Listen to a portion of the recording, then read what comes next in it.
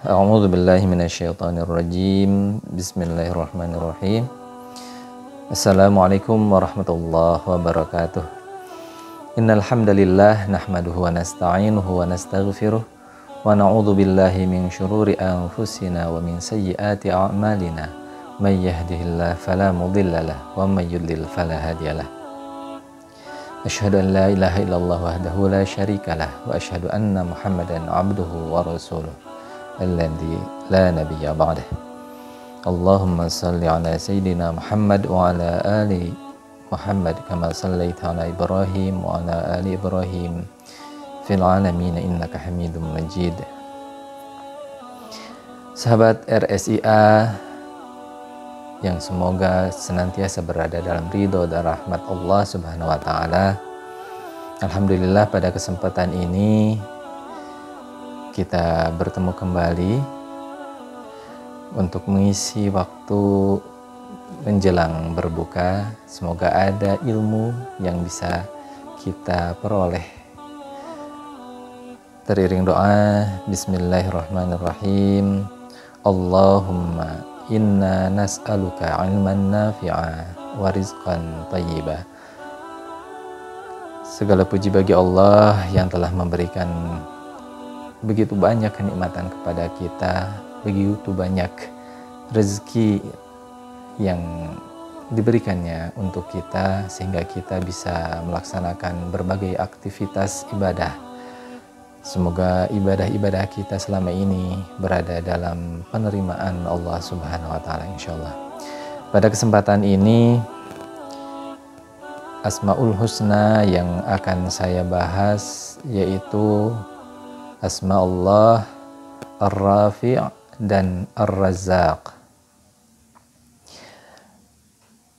Asma Allah Ar-Rafi'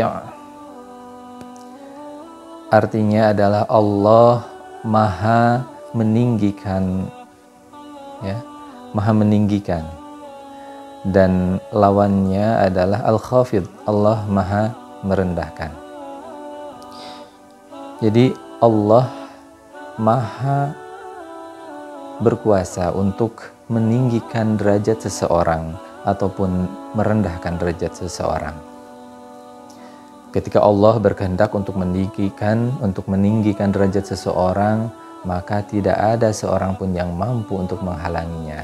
Begitupun ketika Allah berkehendak untuk merendahkan derajat seseorang, maka tidak ada seseorang pun yang bisa melawannya. Allah Subhanahu wa taala meninggikan derajat manusia, bahkan bisa lebih tinggi derajatnya daripada derajat malaikat. Namun di sisi lain, ketika manusia tidak taat kepada Allah, Allah bisa merendahkan derajatnya, bahkan lebih rendah derajatnya daripada derajat hewan. Ya. Di dalam Quran surat Al-Mujadilah ayat 11, Allah Subhanahu wa taala berfirman, A'udzu billahi minasyaitonir rajim. Bismillahirrahmanirrahim.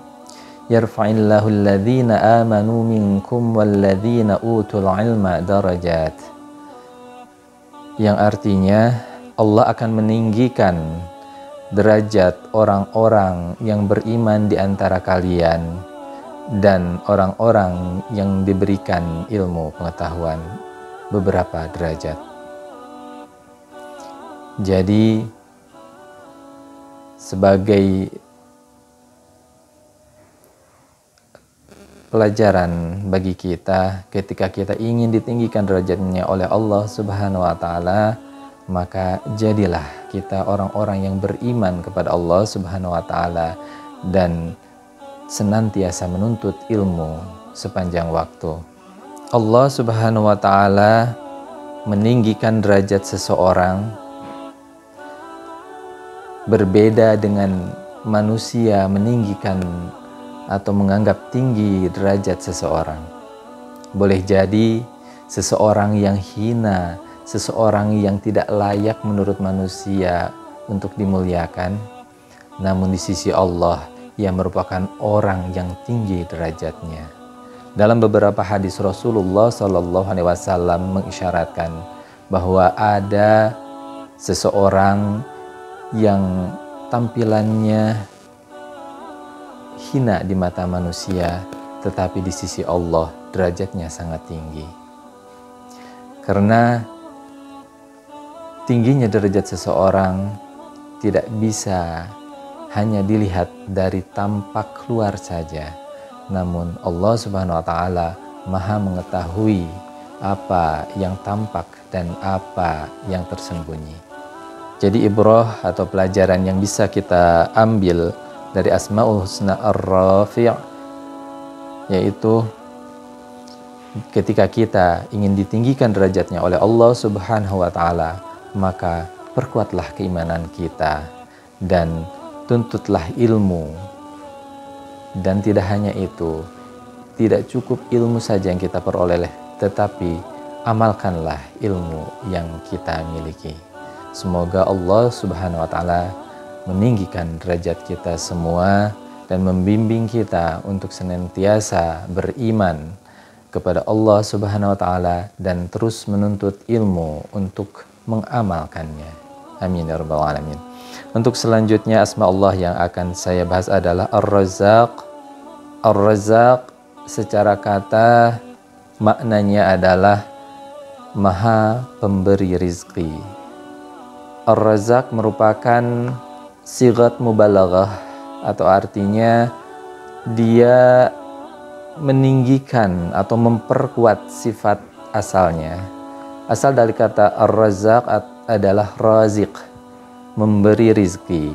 Dengan dibentuk menjadi sighat mubalaghah Ar-Razzaq, maka maknanya menjadi sangat kuat, sangat besar, dan sangat banyak. Jadi Allah memberikan rizki yang banyak kepada manusia.